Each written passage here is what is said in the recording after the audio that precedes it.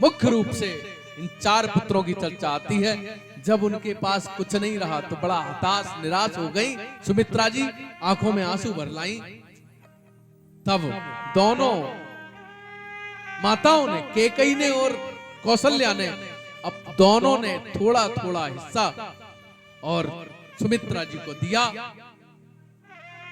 तब सुमित्रा जी के आंख और सजल हो गई, आंखों से झरझर नेत्रों से आंसू बहने लगे, हाथ जोड़कर कहने लगी, अगर मेरे 2 पुत्र हुए तो एक पुत्र आपके पुत्र की सेवा में और एक पुत्र आपके पुत्र की सेवा में लगा दूंगी, ये मेरा संकल्प।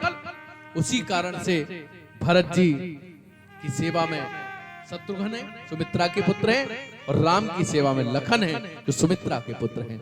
ऐसी कथा थी। माताएं गर्भ से हो गईं। भगवान गर्भ में कभी नहीं जाते, लेकिन लीला तो करनी है। जा दिन तैं हरि गर्भ ही आए, जा दिन तैं हरि गर्भ ही आए, जा दिन तैं हरि गर्भ ही आए, जा दिन तैं हरि गर्भ ही आए, सकल लोक सुख संपत्ति छाए, सकल लोक सुख संपत्ति छाए। जब भगवान गर्भ में आए, लीला बस। सब माताएं गर्भ से हैं, मंदिर जाती हैं, पूजा करती हैं, कीर्तन होता है, कथाएं सुनने जाती हैं, हमारे बच्चों पर संस्कार पड़े, इसलिए बहुत प्रकार के दान किए जाते हैं, यज्ञ अनुष्ठान किए जाते हैं, सुंदर सुंदर चित्र लगाए जाते हैं कक्षों में। चित्र क्यों लगाए जाते हैं? मूर्तियां क्यों? हमारे यहाँ मूर्ति पूजा क्यों की जाती है, कभी आपने सोचा? लोग मूर्ति पूजा का विरोध करते हैं, लेकिन हमारे यहाँ मूर्ति पूजा की जाती है, मूर्तियों प्राण प्रतिष्ठा की जाती है। ये सब क्या कारण है? कभी आपने विचार किया, कभी सोचा, कभी किसी से सुना? हमने सुना तो नहीं, लेकिन जो हमें लगता है, चित्र से चिंतन बनता है। आप अभी राम जी का चित्र देखते रहो थोड़ी देर, तो आपको याद आएगा ये वो राम है राजा दशरथ के, ये बन गए थे, इनने अहिल्या का उद्धार किया था, रावण को मारा था, और केकई को बहुत प्रेम करते थे, केकई बहुत मानती थी, और पूरी कथा याद आ जाएगी उन्हें देखते देखते। इसलिए हमारे यहाँ मूर्ति पूजा का विषय है। चित्र से चिंतन बनता है, चिंतन, और चिंतन से क्या बनता है? चरित्र बनता है। इसलिए अच्छे चित्र होना चाहिए घर में। अच्छे चित्र होंगे तो चिंतन अच्छा बनेगा, और चिंतन अच्छा बनेगा तो चरित्र अच्छा बनेगा। लव कुश के चित्र अगर बच्चे देखेंगे तो मां के प्रति जो समर्पण है लव कुश का, वैसे बालक बनेंगे।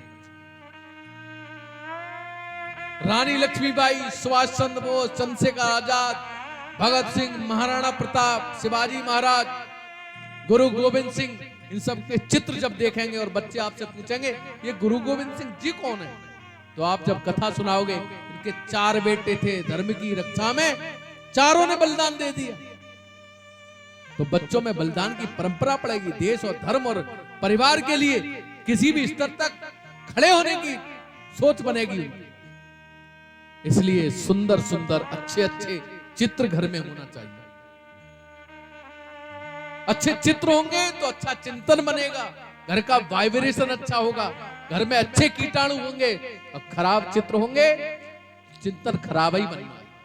लेकिन आज की स्थिति क्या बन गई है, अभी आपको बताऊंगा, अभी थोड़ी देर बाद। मंदिर महा सब राजा ही रानी, शोभा शील तेज की खानी। मंदिर जाती हैं तो सब नगरवासी देखते हैं माताओं की सुंदरता 4 गुनी हो गई है, 100 गुनी हो गई, पहले से और सुंदर हो गई है, सब प्रसन्न होते हैं। कौशल्या मां अखंड जाप करती है नारायण का। सब माताएं अपने अपने हिसाब से भजन सुमिरन मनन पूजन करती हैं, और लगातार काम भी करती हैं। जो काम नहीं करती थी घर पे, वो भी काम करती। क्योंकि अगर माताएं बालक पेट में है और माताएं काम नहीं कर रही हैं तो वो हरामखोरी तो होना है। अगर वो रामायण सुन रही है, माताएं कथा सुन रही हैं और गर्व से हैं, तो राम की कृपा के साथ साथ राम जैसे आचरण भी आएंगे बच्चे में। और अगर वो घर में वो टीवी देख रही हैं, नाच कूद वाली पिक्चर देख रही हैं, तो फिर बच्चे वही डांस वाले ही आएंगे। अपने यहाँ ये आपने सुना है अभिमन्यु को, अभिमन्यु पेट में था, चक्रव्यूह की पूरी रचना उसने सीखी, गर्भ में था। तो निश्चित रूप से जब आप कुछ खाते हो तो बच्चे पर असर करता है, तो देखते हो तो असर क्यों नहीं करेगा, निश्चित असर करेगा। इसलिए अच्छा देखो, अच्छा बोलो, घर में कोई क्लेश नहीं होना चाहिए। जब कोई घर में गर्भवती माँ हो तो किसी प्रकार का कोई गाली गलौज, मारपीट, झगड़े, झंझट, इन सब से मुक्त घर होना चाहिए। कम से कम सप्ताह में नहीं तो 15 दिन में नहीं तो महीने भर में एक हवन घर में होना चाहिए। रामायण पढ़ी जाए, गीता पढ़ी जाए, अच्छी अच्छी सुंदर सुंदर बैठ के चर्चाएं करें लोग। रामचरितमानस, रामायण, राधेश्याम रामायण बैठकर घर में उस पर पूरा घर बैठकर चर्चा करें। प्रतिदिन सुबह और शाम आरती हो, कम से कम शाम की आरती में पूरा परिवार इकट्ठा हो। ये वातावरण घर में होना चाहिए ताकि बच्चे संस्कारी बने। और अगर आपने पूरे जीवन भर कमाया, इकट्ठा करते रहे और बच्चों में संस्कार नहीं रहे, तो आपका जीवन कलेश में हो जाएगा, दुख में हो जाएगा, कष्ट में हो जाएगा। और एक ही बच्चा है, अगर वो भी संस्कारी है तो आपको सर्व सुख है। भले ही आपको भूखी गरीबी है, गरीबी महत्व तो नहीं रखती। करोड़पति होने के बाद भी बालक अगर दुराचारी है, अत्याचारी है, पापाचारी है, तो सब संपत्ति खर्च करेगा, आपका यह सम्मान भी खत्म कर देगा। इसलिए पूजा करिए, आरती करिए, कथाएं सुनिए, कथाएं कराइए। कथाओं में, रामायण में, गीता में, भागवत में, अपने सनातन की पद्धतियों में, पूजा पाठ में ये विश्वास करिए, ताकि आने वाली संतति, आने वाले बच्चे आपके संस्कार पूर्ण बने, आपको सुख दें। और देखिए एक चीज और है, अगर बच्चा गलत होता है, ज्वारी, शराबी, अहंकारी, झगड़ा झंझटी वाला घर में अगर पैदा हो गया, समझ लो पुराने जन्म के, पूर्व जन्म के हमारे कोई पाप उदित हो गए हैं, तो इस जन्म में पुण्य कर लो, आगे भविष्य तो ठीक रहे। अपने यहाँ 10 दान करने की परंपरा है। 100 में से 10 रुपए दान करना चाहिए, 100 रुपए की कमाई है तो। लेकिन मैं कहता हूं 10 नहीं, 1 दान करो, 100 में से 1 रुपया दान करो। देखिए दान क्या है, तन का दान, मन का दान और धन का दान, 3 प्रकार का दान होता है। दान काय का है, तन का दान, मन का दान और धन का दान। ये सब 10% दान होना चाहिए, लेकिन मैं कहूंगा 1% तन का दान, 1% मन का दान, 1% धन का दान करिए। तन का दान करोगे आपका तन स्वस्थ रहेगा, मन का दान करोगे तो आपका मन भी स्वस्थ रहेगा, कोई टेंशन नहीं होगी मन में, बड़ी चिंता है, बड़ी दुख है, बड़े कष्ट है, बड़ा तकलीफ है। और धन का दान करोगे तो धन से धन्यता आएगी, आनंद आएगा, यश मिलेगा, कीर्ति मिलेगी, प्रसन्नता मिलेगी। तीनों का दान जरूरी है। अब तन का दान कैसे करेंगे, कोई दुखी है तो उसका सहयोग करना, कोई बीमार है तो उसे ब्लड दान कर सकते हो, ब्लड दान करिए। हम पिछले लगभग 25-30 सालों से रक्तदान पर काम करते हैं। मेरे राम सेवा संस्थान नाम से जो हमारी संस्था है, हजारों लोगों को रक्तदान कर चुके हैं। जो मृत्यु शैया पर होते हैं उन्हें व्यक्ति भेजते हैं, रक्तदान कराते हैं। अपने आप मेरे हमारे पास लगभग 117 युवा ऐसे हैं जो रक्तदान करने वाले। कुछ लोग तो 100 दिन में रक्तदान करते हैं, मैं खुद भी 100 दिन बाद 1 बोतल रक्तदान करता हूं। मेरी इच्छा है हर वर्ष कम से कम 3-3, 4-4 बार करूं, लेकिन अब आयु के हिसाब से फिर भी 100 दिन बाद अभी तक रक्तदान में करता हूं। और शरीर में कहीं कम ऊर्जा नहीं है, रक्तदान करने से कहीं भी ऊर्जा का क्षय नहीं हो जाता। 2-3 दिन लगता है, नई बात। अगर आप 2-3 कॉफी पी लो तो 1-8 घंटे लगता है। किसी की अगर आपने जान बचाई तो आप सोचो जीवन भर जब तक वो जिंदा रहेगा तब तक आपका एहसान मानेगा। आज तक आपने कोई ऐसा काम किया है जो जीवन भर एहसान माने कोई आदमी? पैसे का ऐसा नहीं होता, वो तो वापस कर देता है, और बहुत सी चीजें। तो दान की परंपरा ये है शरीर से। कहीं मंदिर में झाड़ू लगाया है, कहीं कथा में सेवा की, कहीं कूड़ा पलाय उठा दिया, शरीर से कोई बुजुर्ग की सेवा की, अपने परिवार के बुजुर्ग किसी प्रकार से उन्हें पानी मांगना ना पड़े, जरूरत पड़े खड़े हो गए लोग बाबा, शरीर से बुजुर्गों की सेवा करना, रोगी की सेवा करना, भगवान की सेवा करना, मंदिर में सेवा करना, कथा में सेवा करना, ये तन का दान। मन का दान क्या है? मन से कम एकांश जाप करना, मन से अध्ययन करना, मन से भजन करना, मन से सुमिरन करना, मन से ही जितने भी अच्छे काम है वो मन से करना, ये मन का दान। और धन का दान क्या है? कोई भिखारी आपके पास आ गया, हमारी बहन जी बता रही थी अभी, वो एक भिखारी आया ऐसे ऐसे, उसमें वो 10 रुपए चाय पीने को मांग रहा था, तो हमने, आपने दिए नहीं? बोले हमने दे दिए। मैंने, आपने बहुत बड़ा पाप कर दिया। बोले अरे क्यों? मैंने, पाप है वो, चाय पीने की क्या जरूरत है भिखारी को? क्या जरूरत है चाय पीने की? क्यों पीना था उसे चाय? जब उसके पास भिखारी है तो चाय पीने को भीख मांगेगा वो? चलो भूखा है, रोटी की तो मानी जाएगी, भूखा है। उसने चाय पीने को पैसे नहीं मांगे, शराब पीने को पैसे मांगे, उसने कोई गंदा काम करने के लिए पैसे मांगे। पैसा किसी भी भिखारी को कभी मत दो, यहीं से संकल्प लेकर जाइए।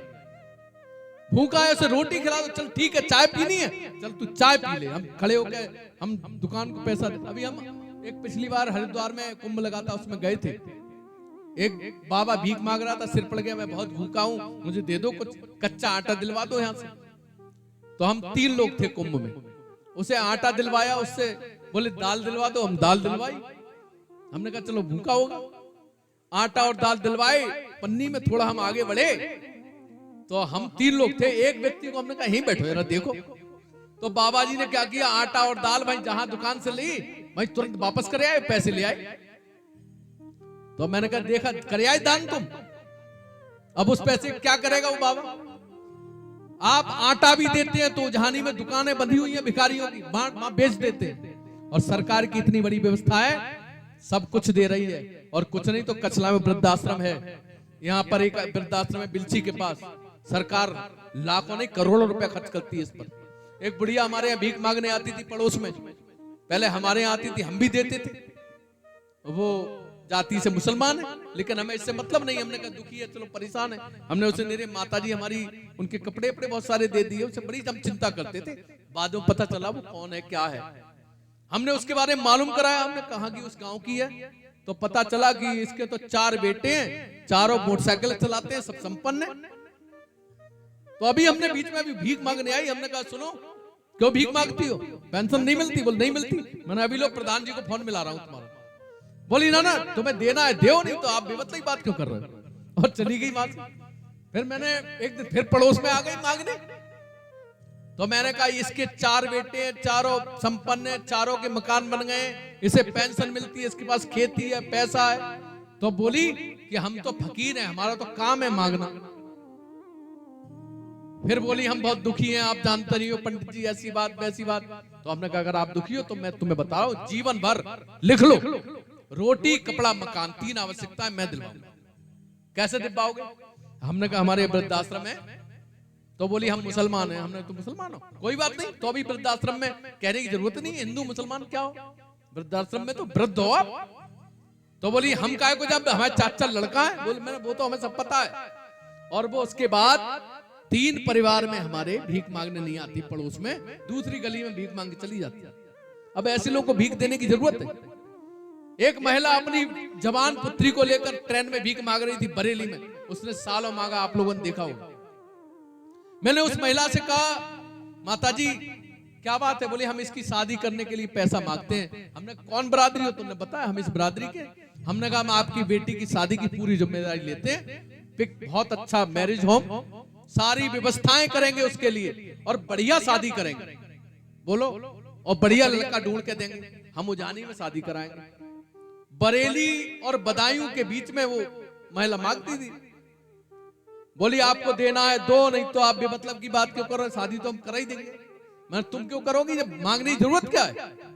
ऐसे लोग भीख मांग रहे हैं, पैसा कतई नहीं देना चाहिए। और उसके बाद वो दोनों माँ बेटी, मैंने स्टेशन पे उन्हें सिगरेट पीते हुए देखा, पुड़िया खाते हुए देखा उन्हें, और लोग ये बता रहे थे रात में वो शराब पीती। आपका पैसा पाप में जा रहा है, पुण्य में। अगर आपके पैसे से कोई शराब पीता है, आपके पैसे से कोई पुड़िया खाता है, तो समझो आप पाप कमा रहे हैं, दान नहीं कर रहे हैं। आप क्या कर रहे हैं? पाप कमा रहे हैं। इसलिए दान कहां देना चाहिए इसका ध्यान रखिए।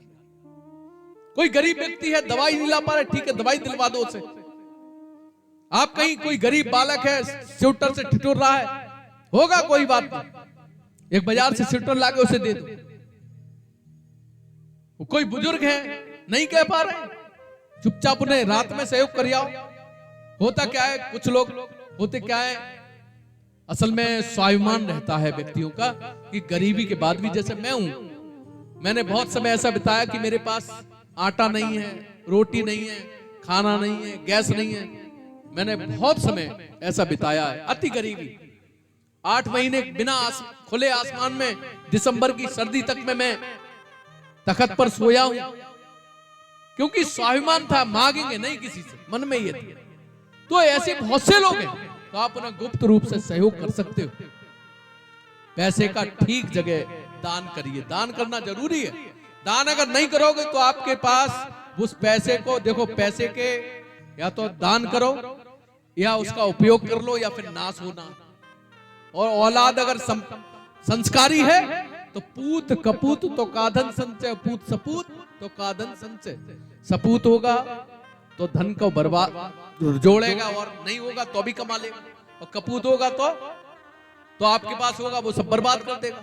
इसलिए तन का दान, मन का दान और धन का दान, ये 3 प्रकार के दान से जुड़िए। आपका तन ठीक रहेगा, आपका मन ठीक रहेगा और आपका परिवार ठीक रहेगा। ये गारंटी दे रहा हूं, व्यासपीठ से बोल रहा हूं। तीनों दान ध्यान रखिए। घर में अच्छे अच्छे चित्र लगाए गए, चित्र माताएं देखती हैं, फिर परिवार में चर्चाएं चलती हैं, उनकी कहानियां सुनाई जाती हैं। जी कौन है? महाराज हरिश्चंद्र हैं, इन्होंने सब कुछ दान कर दिया था, राज्य दान कर दिया, पुत्र दान कर दी, पत्नी दान कर दी, अकेले। पूरी ऐसी कहानियां, जगह जगह चित्र लगाए गए। चित्र से चिंतन और चिंतन से चरित्र बनता है। सुंदर चित्र देखोगे तो सुंदर चरित्र और सुंदर चिंतन बनेगा, और अगर खराब चरित्र देखोगे तो खराब चिंतन बनेगा और खराब चरित्र बन जाएगा, जो कई पीढ़ियां कलंक लगा देगा। जब भगवान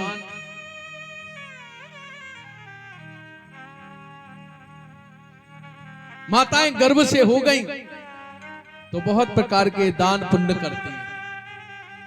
यज्ञ अनुष्ठान होते हैं, कथाएं भागवत होती हैं, सुनती हैं, सुनाती हैं।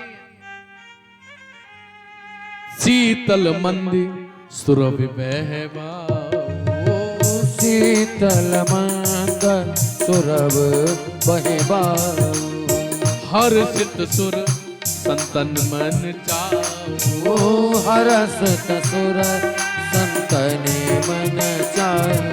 पन कुसुमित गिरि गन मनिहारा, बन कुसुमित गिरि गन मनिहारा, सब ही सकल सरितामृत धारा, स्रव ही सकल सरितामृत धारा। अयोध्या की ओर सुंदर सुंदर सुगंधित हवाएं चलने लगी, भंवरे सुंदर गान करने लगे। और जब अयोध्या के किसान बंधु खेतों में जाकर हल चलाते हैं, मड़ियां निकलती हैं, मड़ियां निकलती हैं, देखते हैं अरे हमारे खेत में मड़ी निकली, दूसरा आया हमारे खेत में मड़ी निकली।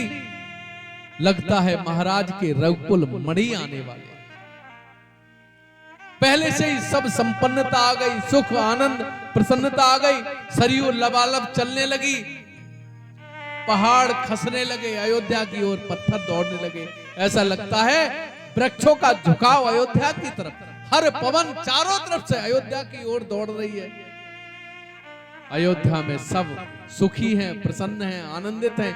भगवान के आने से पहले ही प्रसन्नता की हिलोरे बह रहे। साधु, महात्मा, देवात्मा, संत ये सब अयोध्या में आने लगे और महाराज दशरथ उनके खाने की, रहने की सब व्यवस्थाएं करने लगे। सब सुखी, संपन्नता है, बहुत प्रसन्नता है। जोग लगन ग्रहवार तिथि सकल भय अनुकूल। जोग लगन ग्रहवार तिथि सकल भय अनुकूल। चर अरु अचर हर्ष जुत राम जन्म सुखमूल। योग, लगन, तिथि, वार ये सारी अनुकूलता का वातावरण बनने लगा। पहले से ही लगा कोई विशेष आनंद प्राप्त होने वाला है अवधवासियों को। ऐसा लगा कोई विशेष प्राप्ति होने वाली है अवधवासियों को। ऐसा लगता है घर घर में कोई विशाल, कोई बड़ी प्रसन्नता प्राप्त होने वाली है हर घर में।